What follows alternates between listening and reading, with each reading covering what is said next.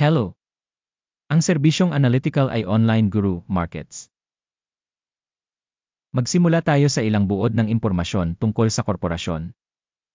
Kaunti pa ay isa sa alang-alang namin ang bawat parameter ng mas detalyado. Kung interesado ka, maaari mo itong i-pause.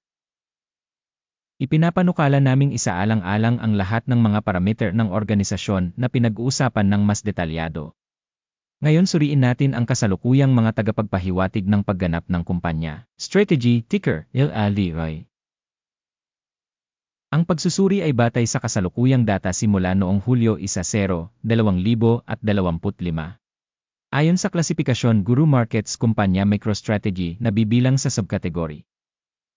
Software Analytics, 17 organisasyon ang lumahok sa paghahambing. Titingnan natin ang mga desisyon sa mga order batay sa mga resulta ng video na ito. Ang kabuang resulta para sa kumpanyang pinag-uusapan ay ang mga sumusunod, minus 4.5 sa 10 puntos. Ang average na score para sa subkategory ay 3.7 puntos.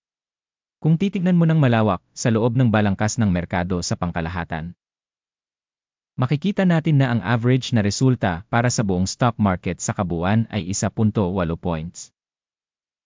Laban sa isang minus na rating, 4.5 puntos para sa strategy. Paghahambing ng dynamics ng share price ng kumpanya MicroStrategy at mga subkategory na kumpanya. Makikita natin na over 12 months ang share strategy nagpakita ng dynamics na 224.1%.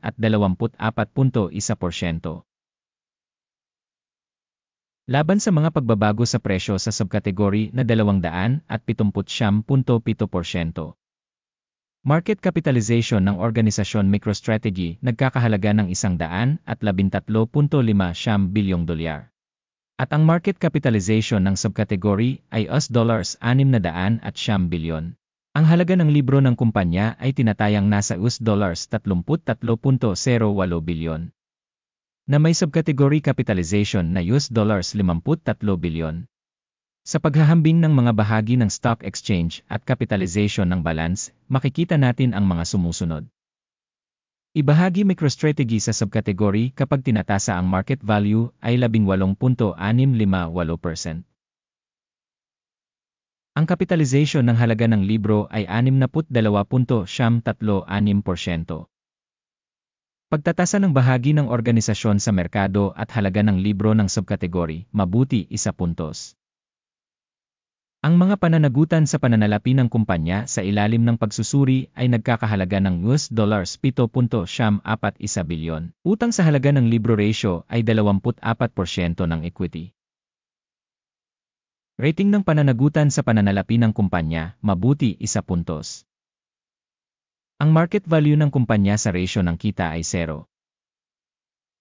Average sa subkategory 0. Pagsusuri ng presyo ng stock ng kumpanya sa ratio ng tubo kumpara sa mga kumpanya sa subkategory, napakasama, minus 2 puntos. Ang tubo sa huling 12 buwan ay minus $5,342 milyon. Ang mga pasulong na kita para sa susunod na 12 buwan ay hindi alam. Pagtatasa ng tagapagpahiwatig ng inaasahang kita sa hinaharap kumpara sa subkategory, masama, minus 1 puntos.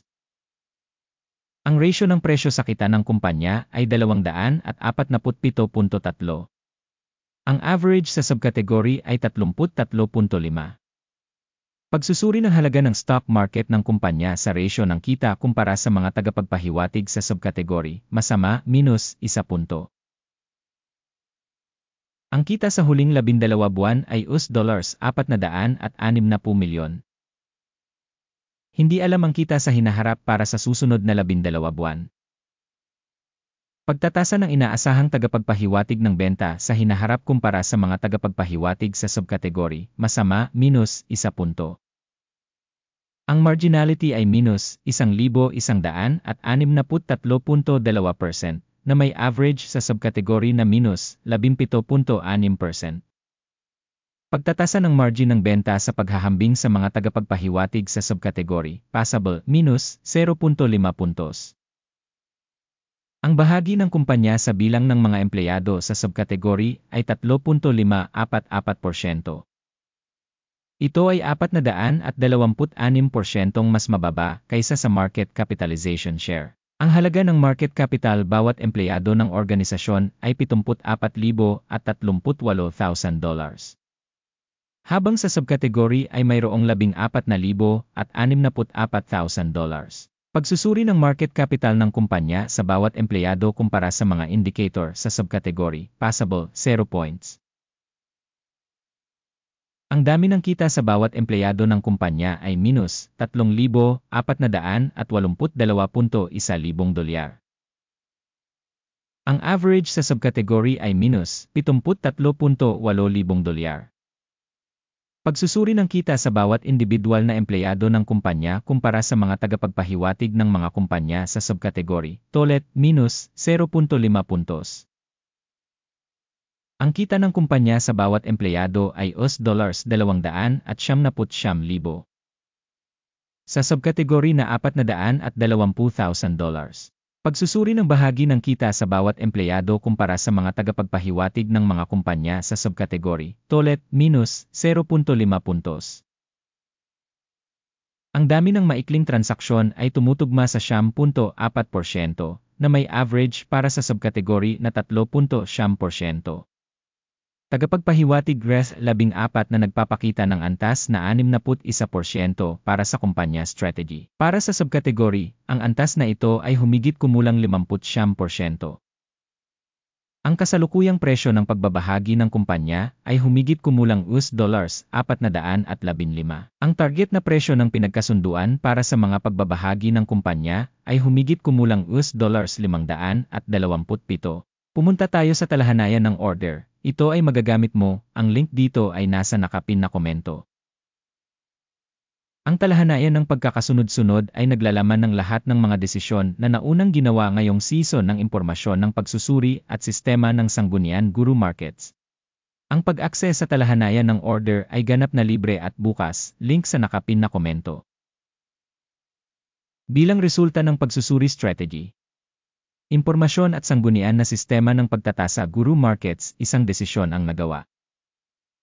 Buksan ang kalakalan para sa pagbebenta sa presyong $415.41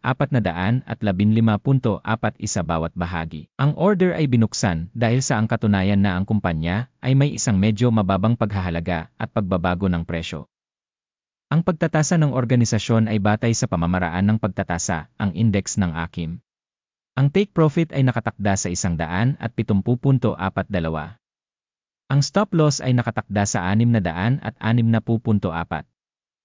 Sakaling hindi isinara ang order sa pamamagitan ng take profit o stop loss.